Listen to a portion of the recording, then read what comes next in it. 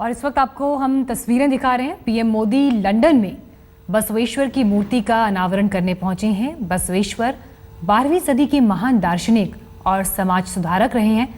1134 से 1168 के बीच उन्होंने जाति और धर्म भेदभाव के खिलाफ आंदोलन किया था और उनकी मूर्ति का अनावरण करने के लिए प्रधानमंत्री मोदी यहां पहुंचे। उनके लंदन दौरे का ये आखिरी दिन है। इसके बाद उन्हें टर्की में G20 समिट के लिए रवाना होना है, लेकिन उससे पहले आज के दिन के ये उनके आखिरी कार्यक्रमों में शुमार है मूर्ति का अनावरण। और साथ ही इसके बाद बाबा साहब अम्बेडकर का जो मेमोरियल है, वो घर जिसमें खुद बाबा साहब रहा करते थे, उस घर का भी उन्हें उद्घाटन करना है औपचारिक तौर पर। हालांकि जब लंदन रवाना हो रहे थे प्रधानमंत्री, उससे पहले उन्होंने इस बात का जिक्र किया था कि बेहद रोमांचित हैं अपने इस दौरे को लेकर और इस दौरे में ये 2 अहम कार्यक्रम उनके दिल के बेहद करीब हैं।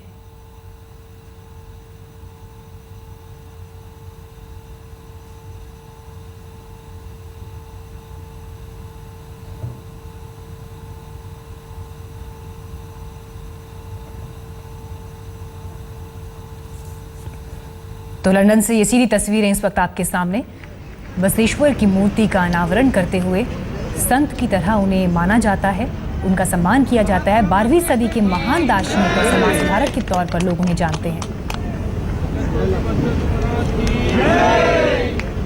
मूर्ति का अनावरण करने के बाद श्रद्धा सुमन अर्पित करते हुए, हाथ जोड़कर नमस्कार करते हुए, सम्मान अपना व्यक्त करते हुए उनके प्रति। मोदी जी की जय, मोदी जी की जय, मोदी जी की जय, मोदी जी की जय। Our great Prime Minister from India, Modi ji ಕಿ ಜೈ। ಈ ಸಭೆಯಲ್ಲಿ ನೆರೆದಂತ ಎಲ್ಲ ಶರಣರಿಗೆ ನನ್ನ ಶರಣಾರ್ಥಿ। I am delighted to welcome Prime Minister of India। यहाँ इस मूर्ति के ठीक सामने एक छोटा सा डायस भी लगाया गया है, मंच लगाया गया है और यहाँ पर प्रधानमंत्री का स्वागत करने के बाद उन्हें बोलने के लिए आमंत्रित भी किया जा रहा है।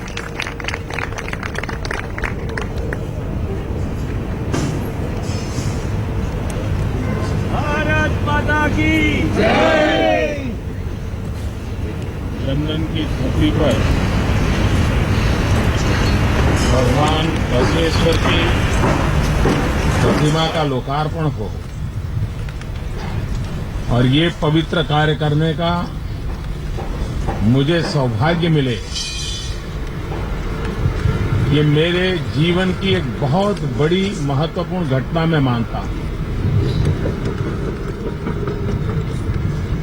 विश्व में जब लोकतंत्र की चर्चा आती है, जनप्रतिनिधियों की चर्चा आती है, संवाद की बातें आती हैं, समस्याओं के समाधान के लिए संवाद के रास्तों की चर्चा आती है, तो ज्यादातर हम भारत के नजरिए से देखें तो पश्चिम के देशों का उल्लेख करते हैं। लेकिन बहुत कम लोगों को पता होगा कि 12th सेंचुरी में भगवान बसवेश्वर ने लोकतांत्रिक मूल्यों की वकालत की, डेमोक्रेटिक वैल्यूज को एस्टैब्लिश करने के लिए उन्होंने योजना बनाई और साकार की। उन्होंने पार्लियामेंट जैसा एक प्लेटफॉर्म बनाया। भारत में गुलामी के एक लंबे कालखंड के कारण समाज में भी कई विकृतियां आई थी। ऊंच नीच का भाव हो, जातिवाद हो, अपना पराये का भाव हो, उन सारी चीजों को नष्ट करने का बीड़ा भगवान बसवेश्वर ने उठाया था और उन्होंने एक प्लेटफॉर्म तैयार किया था जिसको आज हम पार्लियामेंट कह सकते हैं, जहां पर वो सबको बुला करके और समाज के आखिरी छोर पे बैठे हुए व्यक्तियों के प्रतिनिधि भी, not only that, gender equality के लिए भी वो काम करते थे और महिलाओं को भी एम्पावर करना, डिसीजन मेकिंग प्रोसेस में इन्वॉल्व करना, ये 12th सेंचुरी में भगवान बसवेश्वर ने किया था। हम लोग मैग्ना कार्टा के गौरव करते हैं। अभी मैं जब डेविड कैमरॉन के साथ था तो मैग्ना कार्टा की चीजें मुझे दिखा रहे थे, लेकिन भगवान बसवेश्वर उससे भी पहले हुए। और जो बातें हम मैग्ना कार्टा में गर्व से कहते हैं वे भगवान बसवेश्वर के और बसव पुराण में आज भी वो मौजूद है। जेंडर इक्वेलिटी के लिए उस समय वो वकालत करते थे। जब डेमोक्रेसी की चर्चा आती है तो हम अब्राहम लिंकन को कोट करते हैं। उन्होंने जो परिभाषाएं कही है वो कोट करते थे, लेकिन अब्राहम लिंकन के भी 700 साल पहले भगवान बसवेश्वर ने उन्हीं बातों को कहा था। वे कर्म योगी थे, वे कर्म में विश्वास करते थे। और आज जो कहा जाता है पॉपुलर टर्म में वर्क इज वर्शिप, उसका मूल तत्वाध्यान भगवान बसवेश्वर की बातों में से आता था। कर्म से कैलाश की चर्चा भगवान बसवेश्वर करते थे। हमारे यहां नर करनी करे तो नारायण हो जाए, ये वर्क इज वर्शिप का एक सीधा सीधा भाव उसमें प्रकट होता है। और भगवान बसवेश्वर ने इन बातों को प्रमोट किया। विमेन एम्पावरमेंट की जब भी चर्चा होगी, भगवान बसवेश्वर की बात अवश्य रूप से मुखर होगी। आज ऐसे एक महान तपस्वी व्यक्ति की प्रतिमा लंदन की धरती में प्रस्तावित होती है तो हर भारतवासी को तो गर्व होता ही है। डॉक्टर पाटिल ने उसके लिए भरपूर मेहनत भी की है, उनके साथियों ने मेहनत की है, लेकिन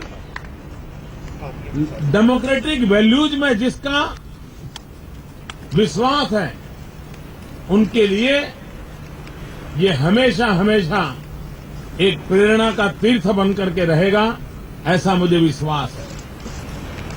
ये विधि की वक्रता है, ये दुर्भाग्य है कि मैं जिस पल भगवान बसवेश्वर जिसने लोकतांत्रिक मूल्यों की बात कही, जिसको वो जिए और जिसको इंस्टीट्यूशनलाइज किया, ग्रास रूट लेवल पर डेमोक्रेटिक सिस्टम को उन्होंने इंस्टीट्यूशनलाइज किया था।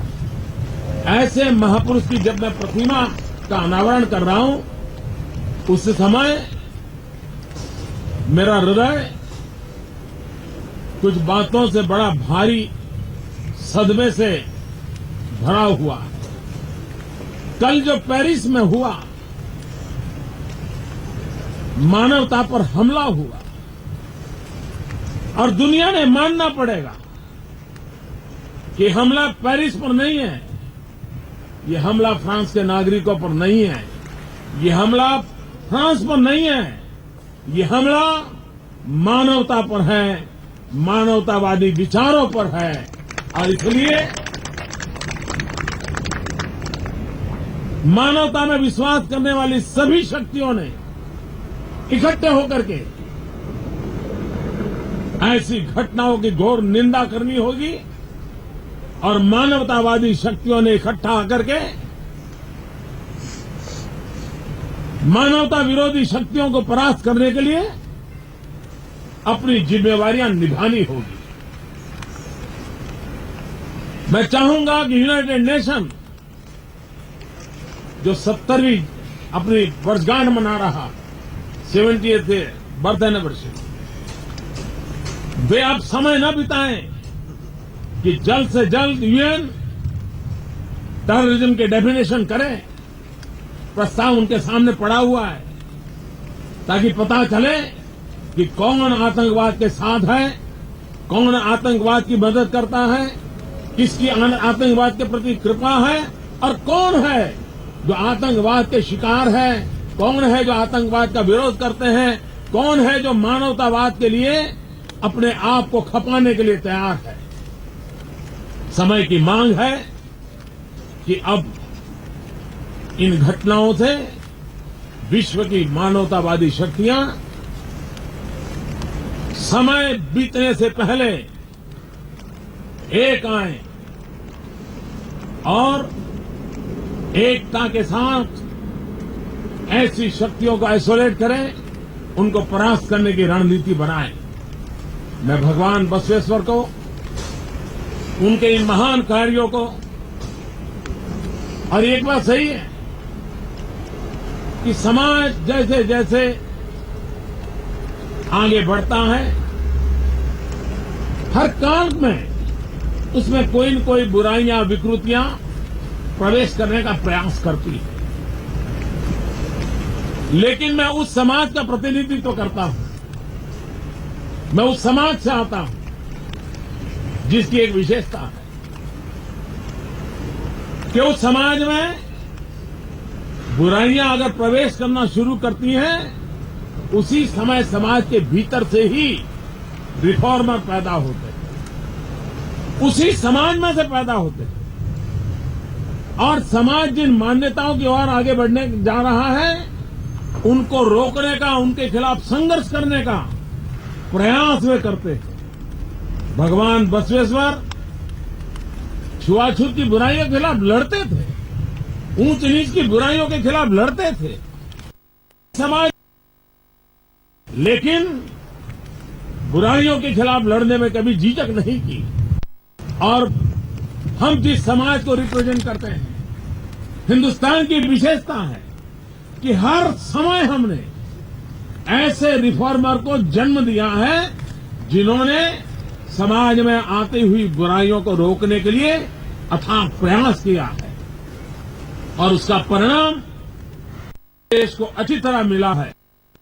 और यही हमारे एक जीवन समाज की विशेषता है, जिसने भगवान बसवेश्वर जैसे महापुरुषों को दिया।